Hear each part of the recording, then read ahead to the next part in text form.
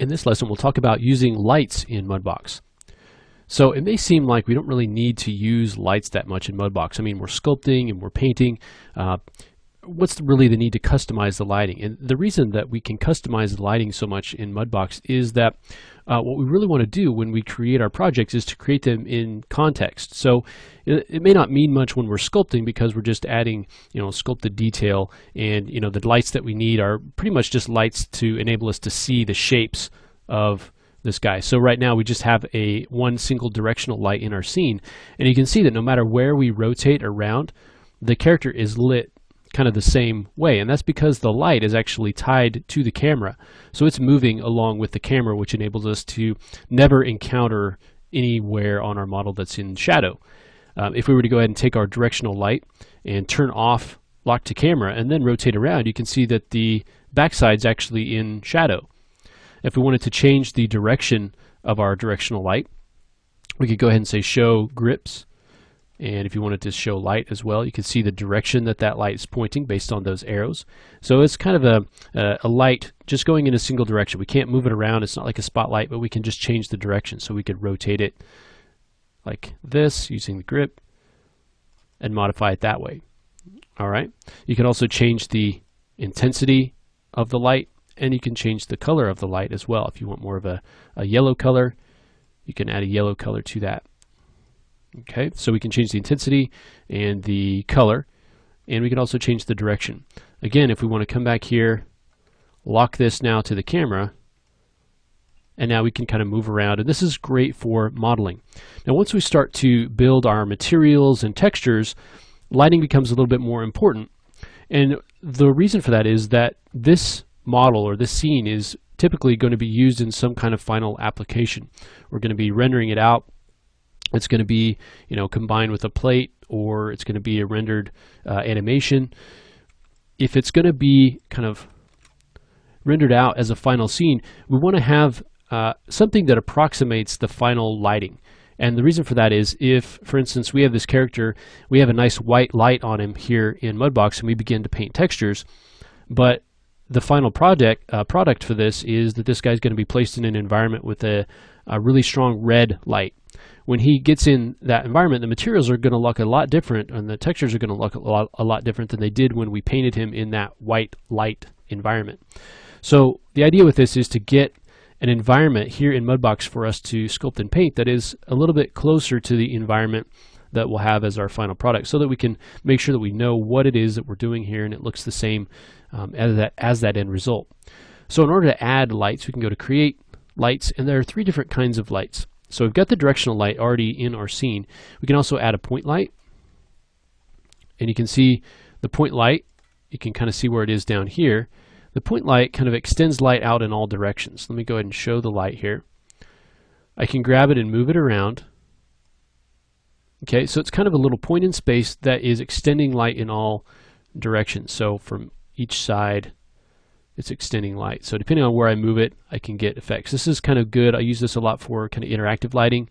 So if your character's holding a torch or something, you could come in here and create some light that way to kind of bounce off the side of his face to give that sort of interactive lighting. Okay, that's a point light. You can move that around. You can change also the intensity and the decay, kind of how quickly it falls off from the center. All right.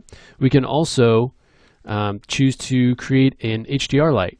So we'll go to lights, and this image-based light will allow us to use an image of an environment as lighting. So if you're building a model that's going to be placed in a particular set, that's a live set that's been shot, then you may have you probably have a light probe for that set, and you could use that to kind of see your model in context where it's going to be placed. So if we select the image-based light, let me go ahead and turn the point light off now. And I'm going to turn the directional light off.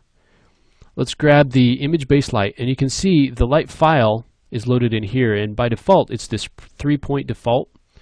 You can change this file, and this would be an image of whatever set that it is that you're matching to.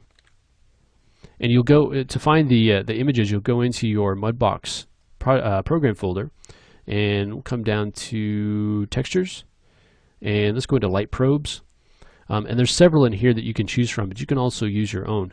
You can try some of these, the gallery. You can try that one. Go ahead and open that up, and it's just using an image to light our scene, and also it will provide reflections as well. So that's kind of a warmer light. We can come in here and replace this. We could do maybe the horizon. Try that. You can just try different ones and see what those are going to look like on your scene. So here's more of a blue. Okay, and you can see on our material here for the body. Let's find the input material. Okay, here we go. And so if I look at this, the reflection map, it's now using the image from your image-based light. So before it was using the default. Now that we've got our image-based light, it's going to use those reflections. So if I dial up the reflection, it's going to actually use that image for the reflections to make it match even better. Okay. So let's go ahead and jump back in here and try kitchen. And I think that is probably the one that I want to go with as kind of our base. All right. And again, this is locked to the camera, but you can turn that off just by clicking the little checkbox. Okay.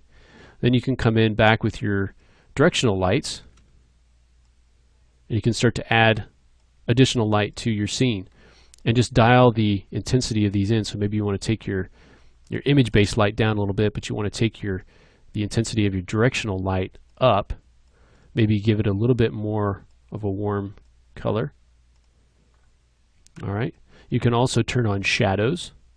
So I can say, okay, for this directional light, I want to actually cast shadows into our scene. So now we have shadows from that light. All right. And again, this one is locked to the camera. I'm going to bring it kind of up around here and turn this off. So now we get kind of a directional light coming from the upper right. Okay. We can grab our point light. You can see it here. You can also use it to kind of take away light. So I could come in here down underneath these cushions, let's say,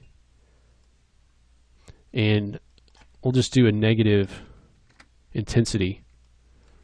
And you can see I can sort of remove light from the scene if I want to. You can see I can scale it up if I want to see that ball a little bit better. I can do that there. I can change the decay as well. And you can kind of really darken up areas if you wanted to just by using a negative intensity. All right, so that's just something to play around with and something that's there if you need to access that. Kind of move it down a little bit. All right, and then you can come in on your eye, let's say on your eye material. Come in and maybe increase the reflection strength on that, and you can see those reflections on the eye. You can change the gloss and the specular if you want to as well. Okay, so that's kind of a quick look at lights. You can manipulate those. If you select the light and turn on these grips, you can move those around, place them in your scene. So go up here to create, and this is where you'll create your lights. Point lights, directional lights, or image-based lights. This is going to be where you can put your HDR images into the light and use that image to illuminate your scene.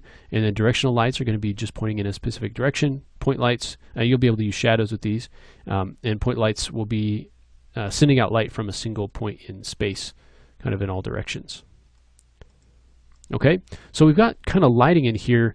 One more thing that we want to do to kind of get more of a in context kind of a look as we start to sculpt and paint is that we can use our viewport filters. And these are filters that will act on the viewport, the live viewport, as we move and rotate around, that will add detail, things like depth of field or ambient occlusion to our viewport as we sculpt. So not just a render, but as we go in and start building and sculpting, we can modify the lights as well as these viewport filters to be able to modify how we're viewing the project that we're working on.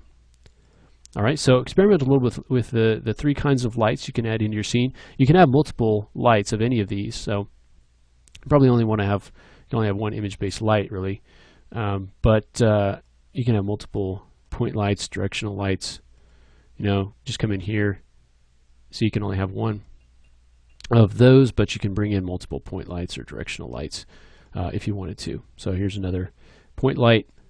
If you ever want to delete that, you can right click on it, you can rename it, or you can delete it. All right, so have some fun playing with the lights in Mudbox, and in the next lesson we'll come in and take a look at our viewport filters.